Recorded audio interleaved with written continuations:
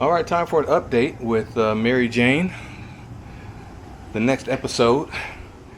And ooh, looks like it might be time for rain. But we got the O2 sensors, right? Got these things cleaned, and it's a good thing we did. Let's get a little look at them here. We'll just go ahead and put that there. I mean, they're not brand new, but they are 10 times better than they were before. Soaked them in this little cup with some gasoline here for an hour, and look at this. I mean, look at the sediment in the bottom. I mean, these things were absolutely disgusting. No wonder it was just bouncing back and forth between 8 and 10 on the wideband. There's no way it was getting any reading out of this crap. Then we hit it with some Chem Tool B12 to blast those things out and let them soak up here in the sun on the roof for a bit. Make sure they are completely dry. So when Amazon gets here with my new coolant temp sensor, then we'll be able to get everything buttoned up. Now, don't recall if I mentioned before, but when I test drove it and when it got here, this top O2 sensor location actually had this thing in here, which was severely melted, by the way, for the wideband O2 sensor that goes to the odometer gauge. And then I'm not sure if you can see down there after the 90-degree bend in the downpipe, there's another O2 bung, and that's where the stock sensor was. Every attempt to figure out where the proper location is for 2.4 in a 940 turbo seems to suggest that it's either right here close to where this bung is at the top of the downpipe, or underneath. I've seen that on the 740s because there's more space to the firewall, so the downpipe comes off the back and then goes down. So I think that will be a better spot for the stock one, and that the aftermarket gauge can go down, 18 to 36 inches, I believe is what they recommend for placement on that sensor.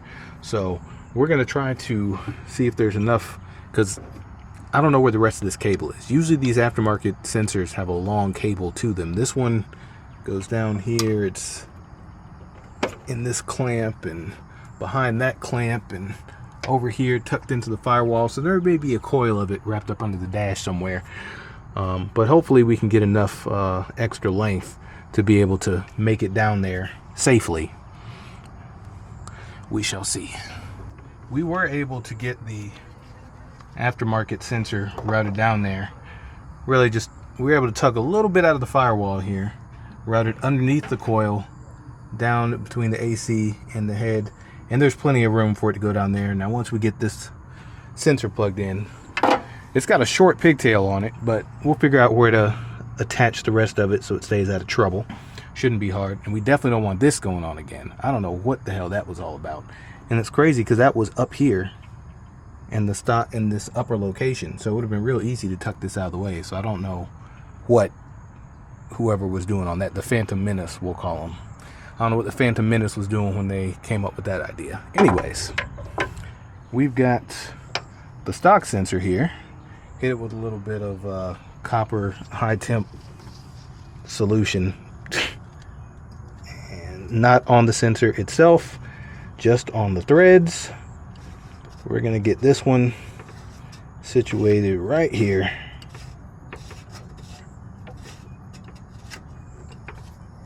There we go. And I don't know why this cable is so freaking long, but it was originally zip tied to this strut bar, so we'll probably just actually go ahead and do that again, and then it connects right there. That'll be easy peasy. Just gotta get underneath, do the same for the wideband. Alright, so we got the O2 sensors mounted.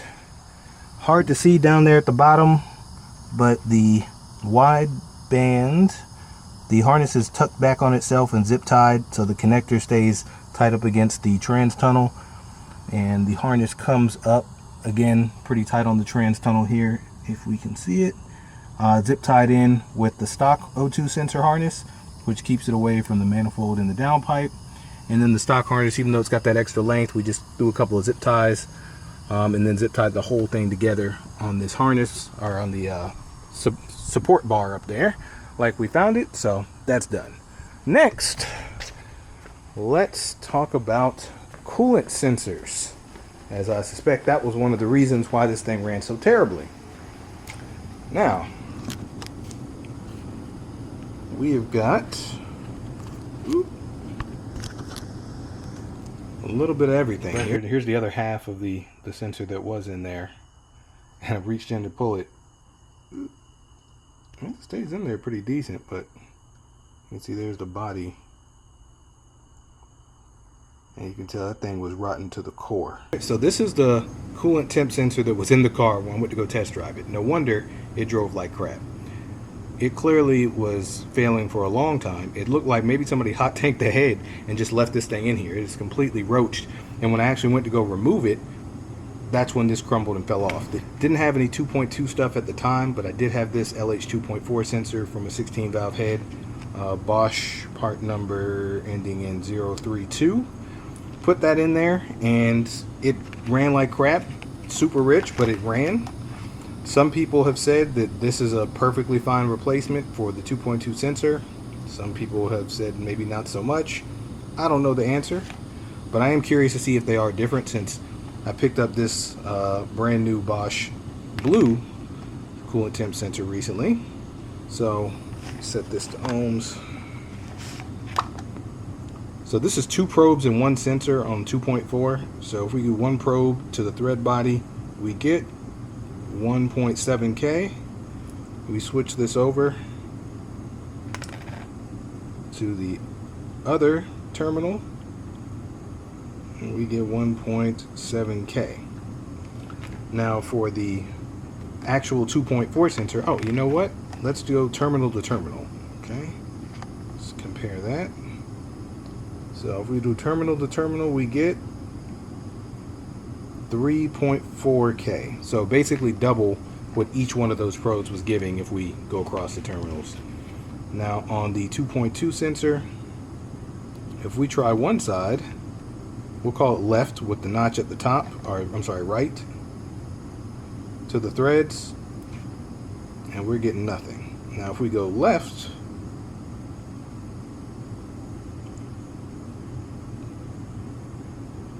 we also get nothing.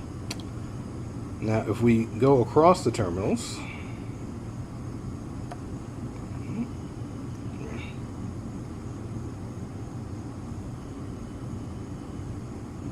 so if we go across the terminals, we get 1.7. So basically going across these terminals is equal to one of these terminals grounding to the threads. Not sure what the ECU does with that exactly, I'm gonna be completely honest, but we're gonna put this in here because it's LH 2.4 and it's an LH 2.4 sensor. It's really that simple. So that's gonna cover that. Now, as you can see, the injector, the fuel rail rather, is missing. Disconnected that, got everything cleaned off. Had an extra manifold, so pulled the rails off of that. However, that leads me to the first of what I assume will probably be many gotchas, or would you look at that moments on this build. Check this out. Volvo is something else. Now they only made the 16 valve for 2 years, or was it 3? It was 89 and 90. I don't think they did it in 91. Correct me in the comments if I'm wrong, but I'm pretty sure it was only 2 years. How do you have a fuel rail revision on a model that you only made for 2 years? Riddle me this. Look where these things are lined up, injector to injector. Like, that's not the problem. The spacing is fine, mounting tabs are fine, but look where the fuel pickup is. This is the one that came off the car. So unfortunately, it's got a crack right looking over the car. Oh, well, guess it sits in the car like, nope, sits like this. Yeah, so it's got a crack right here, right where this line is brazed or fitted And you can see it's kinked. Unfortunately, it looks like somebody took a clamp or some pliers or something and then tried to do something there. Anyways, it seeps fuel right there, unfortunately. If anybody needs a rail and is confident in their brazing abilities, boom, there's your candidate. This is the new rail that came off of a newer, or I assume, came off of a running 90 GLE. And both of them have 112 stamped on the back. This one, 112...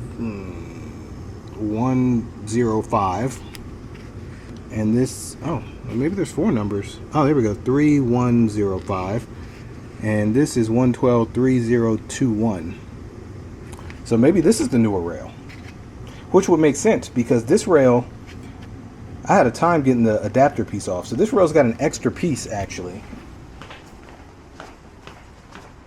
which I thought was weird when I pulled it from the yard. And I only grabbed it because it would have been a pain to reach down and not grab it. So this rail came with this piece that screws on here where the fuel rod normally, and then it snakes around and has a connection down here to screw into something else, which I don't think would work for the fuel rail that we have. But in any event, so this goes to the bottom rail. We're putting this rail in. I don't think we'll need that. The other thing that's interesting too is look how the injectors mount. So this is the rail that came on the car that was originally installed, and check out these clips. Something else, they slide on here,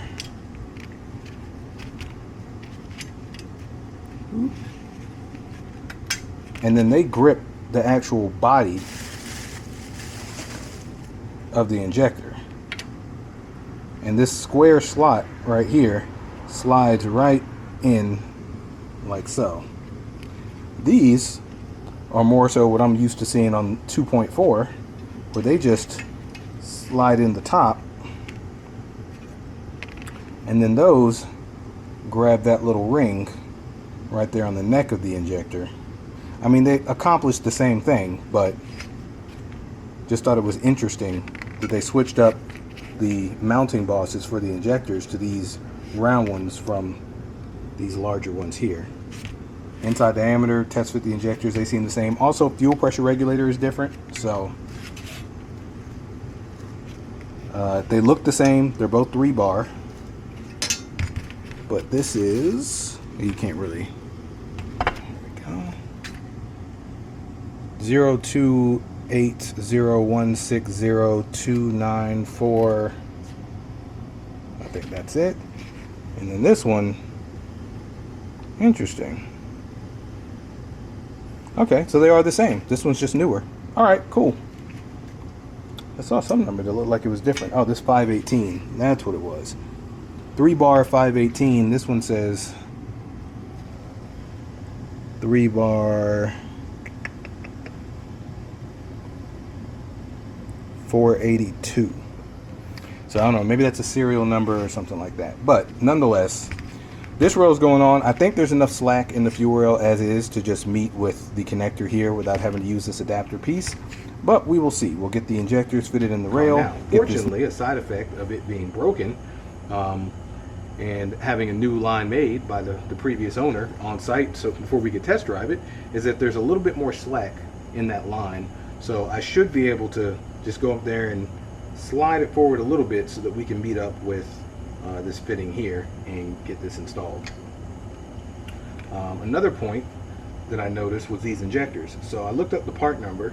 These are 6900371 Bosch injectors. These actually came out of a Volvo S40 Turbo. They're 440cc at 3-bar, which I thought was a bit much for LH 2.2, according to what limited research I could do.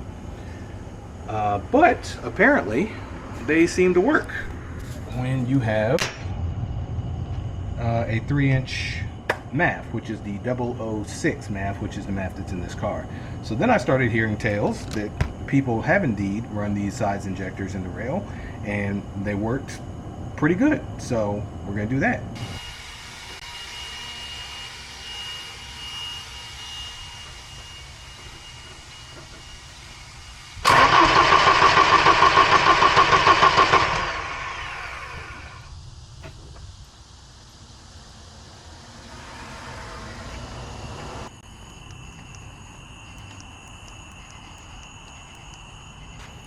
All right, so we got everything buttoned up with the fuel rail. We were able to get just a little bit of extra slack that we needed here, down here. It's actually a decent amount to extend the other 3 or so inches to mate up with the, for whatever reason, slightly different 16 valve fuel rail. Okay, we got everything buttoned up and tightened on the feed and the return. Injector clips are on. O2 sensors are hooked up. Haven't touched anything with the timing, so remove these extra bolts before they look like something that we're missing. We just swapped them out for a pair from the new fuel rail and manifold that were actually the same. So yeah, everything is bolted back up.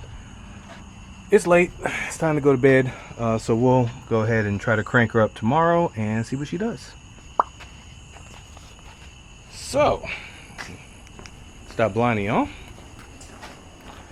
So, I guess that's a little bit longer of an update, but that's update, I believe, number 2 on Mary Jane and where she's at. Certainly doing better than when she got here, but the best is yet to come. So, until next time.